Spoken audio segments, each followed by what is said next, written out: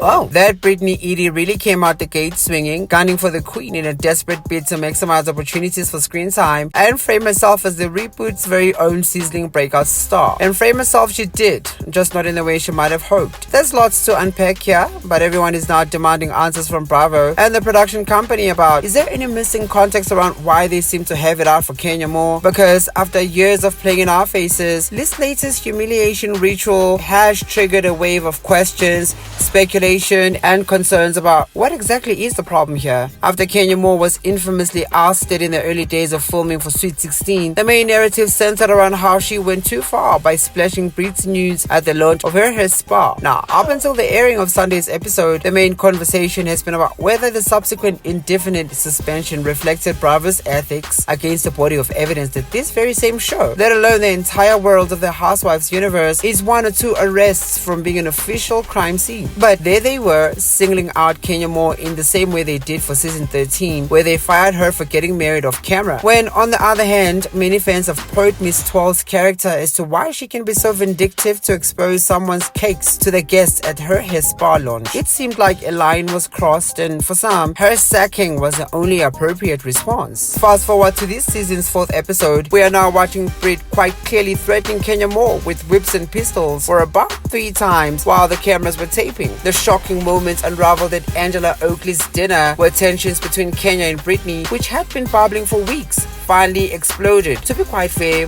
the tension has been one-sided, forced, and desperate. Girl, you been We've all been watching how Brit has milked her first interaction with Kenya within an inch of its life. And even on their first introduction, we did not see anything that warranted Brit's overblown reaction. Girl, answer the question about the ring and keep it moving. But instead, the girl has embarked on a well-oiled tour to cast Kenya as a rival when it's obvious that 12 has been paying her dust. And I think in actual fact, therein lies the problem. Brit has been complaining about Kenya's cold reception from the very first moment they met, and even then she flew into a rage, running to her husband to gas herself up about how she knows mean girls like Kenya and how she wouldn't be putting up with it. Okay, it's been downhill from there, with her main storyline being how Kenya has been nasty towards her, despite overwhelming evidence that Kenya clearly does not care about her. Girl, I don't even know this girl. I could care less about her. And that part is the reason the former video vixen interrogated Kenya's light pat-pat hug on Sunday, complaining that it was not as firm and as affectionate as she had hoped it would be. Did you want her to tie you down on the floor and make out with you? Kenya had to politely explain that it's due to the makeup and nothing personal against Miss Girl. But Brit, clearly on a mission to score a highlight at the dinner, wouldn't stop. When Angela got the girls to disseminate secret messages on pieces of paper, one of the messages pretty much begged Kenya to treat Brit with more respect. That's when Miss Eady thought, finally, I get to have a showdown with the show's villain. Like, yeah, that's the moment that seals my peach here. So, when Kenya, never want to back down, dismissed Brittany as a peasant coming for a queen, it drove Brit to the gutter. That's when she started talking about how she has whips and pistols and how she's really not about this Hollywood life. It went to love and hip-hop quite quickly, and still then, Kenya carpooled with Portia, leaving the fuming girl escalating her BS alone. Now, let's back it up. Is this not the same Brit who cried foul after the incident with the nudes at Kenya's hair spa, talking about how she's been a victim of a highly unethical, vindictive incident of revenge porn? When rumors of guns and gunshots started making the rounds around that time, Brit also went as far as denying that she owns a firearm. So I'm gonna have my whip. And yet, here we are, with her promising barrels to the most insignificant back and forth with Kenya. That was light shade. Nothing was even said at the dinner that warranted threats of gun violence. She called you a peasant, and you were fully expected to clap back with the swift shade you promised the whole time. And bearing in mind that she has used all 4 episodes of her debut to obsessively target Kenya, you would have thought she'd be ready with the cold lyrics. See, we were cold with our lyrics. Baby. Our lyrics would cut you up, honey. You thought you was hit, baby. When we got through talking to you, you were hit with these words. But these new girls aren't ready with the cold lyrics. These newer housewives are volatile and unhinged.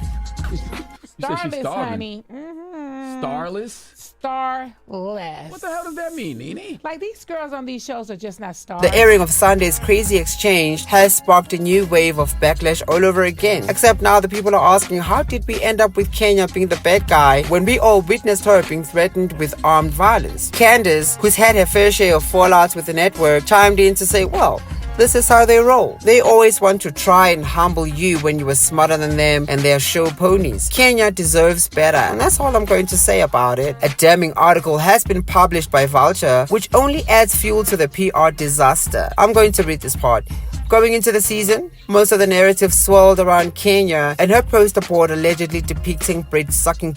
And within the context of the PR mess Bravo was in at the time of filming, I can see why such a move would incite drastic action from the network. What's gotten lost is the source in what exactly pushed Kenya to such measures. Unfortunately for her, Kenya's reputation as a villainous troublemaker precedes her. So as the story hit the press, the question quickly shifted from why would Kenya retaliate that way to how far is too far for a housewife. It continues, the fact that all this began with Brit threatening gun violence against Kenya somehow became peripheral, relegated almost to rumor status as everything was alleged for so long. But now that it's all playing out on camera, we can't ignore the one-sided nature of the beef, which is worsened by Bravo's choice to pull Kenya's presence off the show. Without Kenya's confessionals in perspective, Brit looks especially unhinged.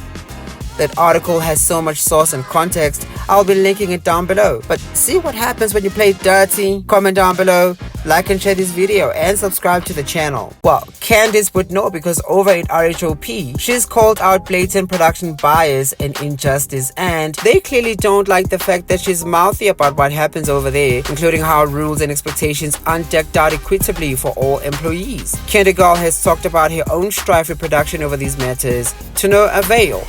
Nene has talked about it, to no avail. Mariah has talked about it, to no avail.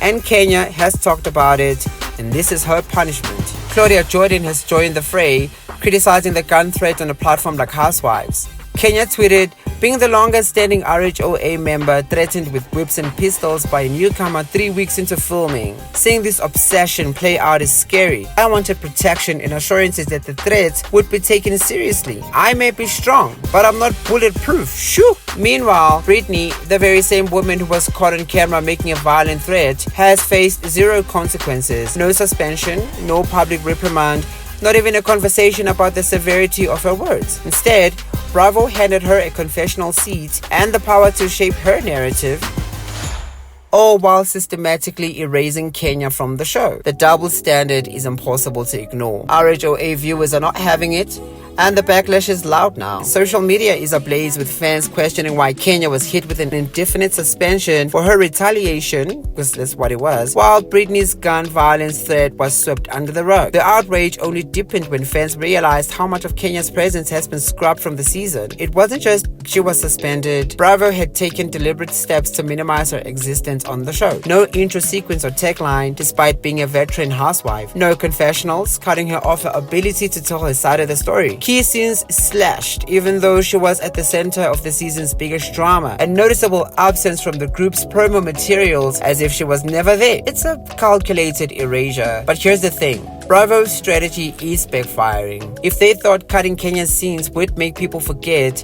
they underestimated just how deeply embedded she is in the DNA of the Real Housewives of Atlanta. I can't believe I need to say this, but Kenya Moore is not just a cast member. She's an icon of the franchise, a veteran who has delivered some of the RHOA's most talked about moments for years. Editing her out won't erase her impact. It only makes people question Bravo's true motives. And right now, the audience is demanding answers. Bravo went with a scalpel, not scissors, to cut out as many scenes of Kenya Moore as they could on RHOA for the first episode the other Sunday. It was a surgical strike. Clean, deliberate, and almost undetectable if you weren't looking. Except we were looking, and the aggressive attempt to exclude a chunk of her film scenes created an incredibly disjointed experience as far as the presence was concerned. She also received no confessionals, making her appearance on the show this sloppy, incoherent, cringe carnival. Now, Kelly is already throwing her friend under the bus because, she's crazy here, and the peaches are still so fresh, still so delicate, and still so refundable. well. During a stop on Watch What Happens Live with Andy Cohen, she talked about how she doesn't understand what the hell is going on. And it's crazy how the whole thing revolved around the initial greeting. Yeah, no,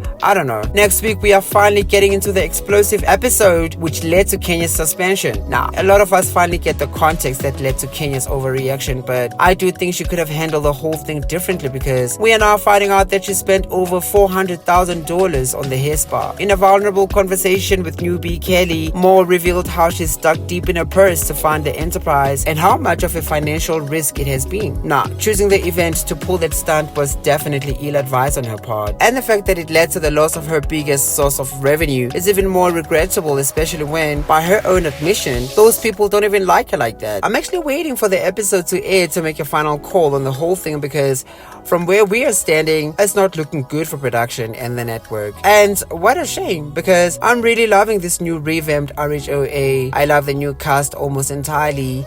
Kelly, Angela, and even Brit didn't need to try too hard. I think she would have been a good fit for the group if she didn't come in as a fan. Portia has been clicking down, Shamia has stolen the show, and Kenya is obviously the anchor they always try to cut down to size. What do you guys think? Comment down below, like and share this video, and subscribe to the channel. Thank you for watching until the end. Until next time, bye.